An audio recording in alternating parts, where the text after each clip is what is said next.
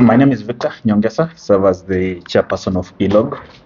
I will speak to the recommendation from our observation mission. These recommendations are directed to different institutions, starting with IEBC. These polls were the first major test for the IEBC new leadership since 2022 general elections. The Commission's ability to deliver transparent and credible election remains under scrutiny. Accordingly, therefore, ELOG recommends the following to IEBC.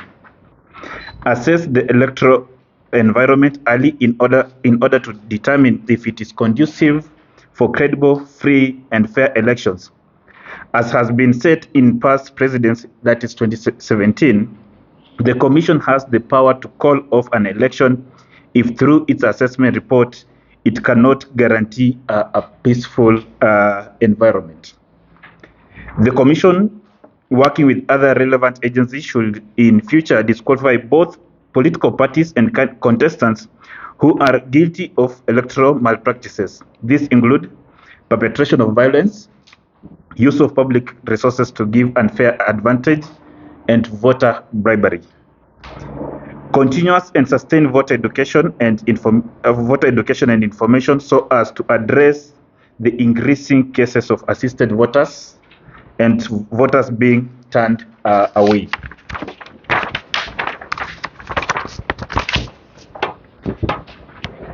Given the non-confirmation of the issuance of oath of secrecy to voter assistants, the IEBC should maintain a clear record for them where the oath has not been taken. Strengthen enforcement of rules on ballot secrecy by taking action on the voters who violated this. A robust education of the voters to understand the importance and consequences of this should be done preemptively. Enhance voter register accuracy and provide adequate voter information education to reduce turnaways at polling stations. We have noted from previous missions that turnaways lead to vote suppression, since many of these voters do not bother to continue with the process. IEBC officials at the polling station must take full command of the stations and ensure that no unauthorized person gain access. Failure to do this is to expose the electoral process to disrepute and possible disruption of the process. Finally, the Commission must provide regular updates throughout the process. The silence of the Commission during the campaign period as well as on E-Day and the after result declaration was alarming.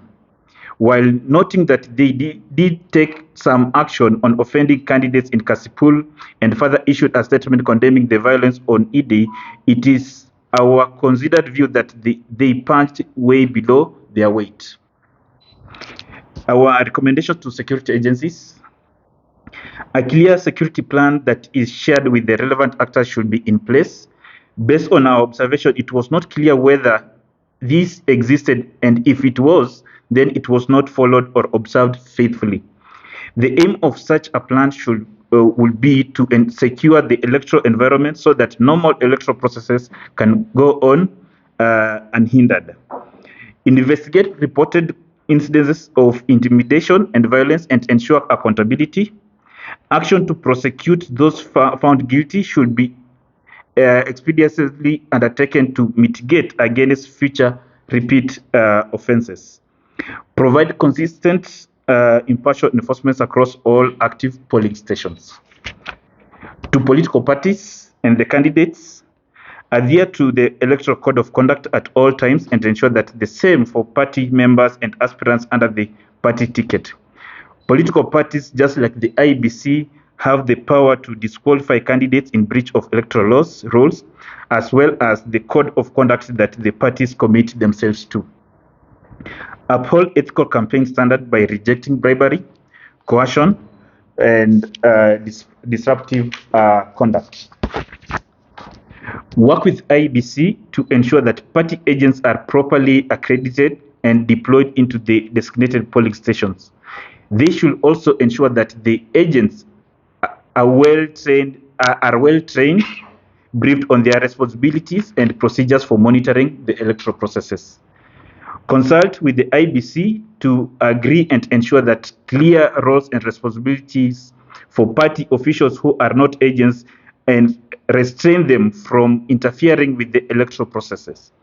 Given the highly toxic electoral environment that has characterized recent electoral processes, political party agents should have clearly designated areas of deployment. Elections are local activities, and when non-residents participate, this is deemed as interference and succeeds in creating an intimidating environment for the voters. Lastly, our recommendation to the citizens. We want to say that elections belong to the people, and they must be the vanguard that offer the first protection.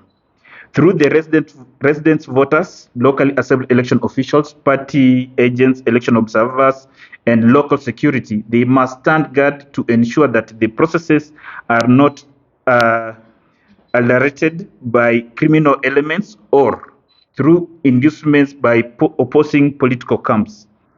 Citizens have a responsibility to ensure that the local elections are conducted in a peaceful environment. They need to inform the requisite authorities if there are threats to the same. I will give a conclusion then. ELOC stresses that credible elections require both technical soundness and integrity of all actors. The IEBC's success in logistical and procedural management cannot mask itself to safeguard the compromised integrity of the electoral processes before and during the by-elections. The Commission, as the constitutionally mandated agency of conducting and managing elections in Kenya, must be seen to be fully in charge of the process. ILOG reiterates that while the IEBC demonstrated technical competence in the by-election, its failure to address the other obtaining issues identified above represents a grave weakness within the IEBC. Election must be free from violence, intimidation, and partisan interference, given the adverse political environment that resulted in deaths, injury, and destruction of property in the just concluded by-elections. Moving forward, without review and redeeming action, will taint the credibility of the Kenyan electoral process. As a domestic observation platform, and given that elections belong to the people, we also call on all Kenyans to exercise their civic responsibility in protecting the integrity of our electoral process through active participation, shunning electoral malpractices, and supporting the institutions that play a central role in the execution and success of the entire process. That's our statement, and I think I will hand over to Marcus.